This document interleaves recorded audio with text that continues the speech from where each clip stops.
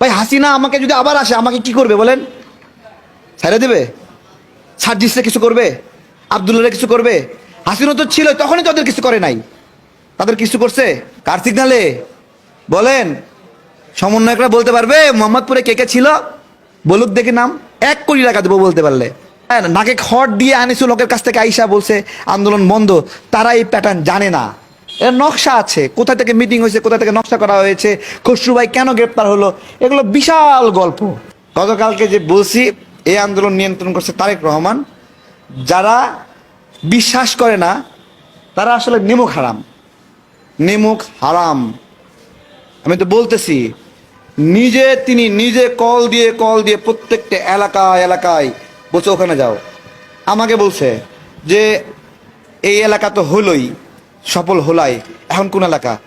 Test করছি যে মোহাম্মদপুর শ্যামলী এই রোডটা এখনো এই আওয়ামী লীগে ভরপুর, মানুষ নিরাপদ না, ওইদিক গেলেই মানুষের মারতেছে, এই এলাকা দখল করতে হবে।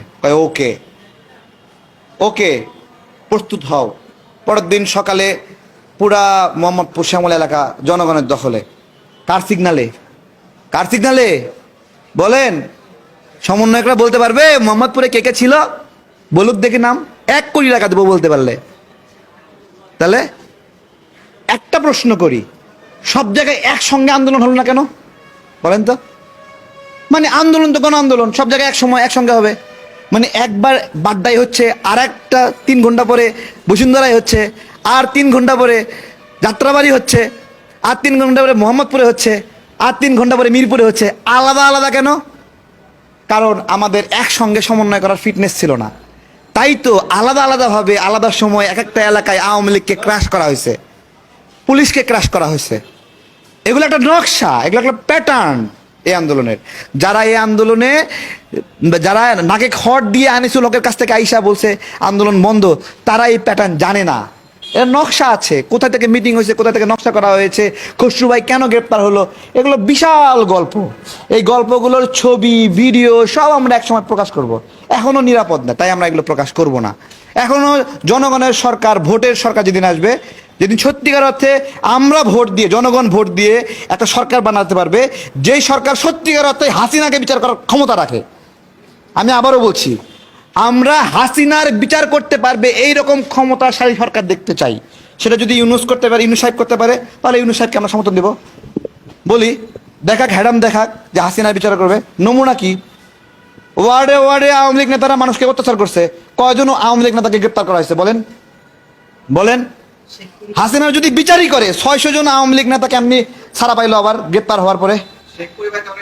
বলেন কেন তারা ছাড়া পাইলো? যদি বিচারই করতে চাই, হ্যাঁ, মানে বিচার করবে কিন্তু ছেড়ে দিয়ে আবার বলবে যে খোঁজো খোঁজো, সবাইকে খোঁজো। কি মজা পাইছে চোর পুলিশ খেলা, সবাই ছাইরা দিয়ে আবার কথা খোঁজো, সবাই ধরো। হ্যাঁ, এই খেলা প্রশ্ন সবাই করছে, শেখ মুজিবের কেউ কেন গ্রেপ্তার হয়নি? তারা কি ক্রাইমে জড়িত না?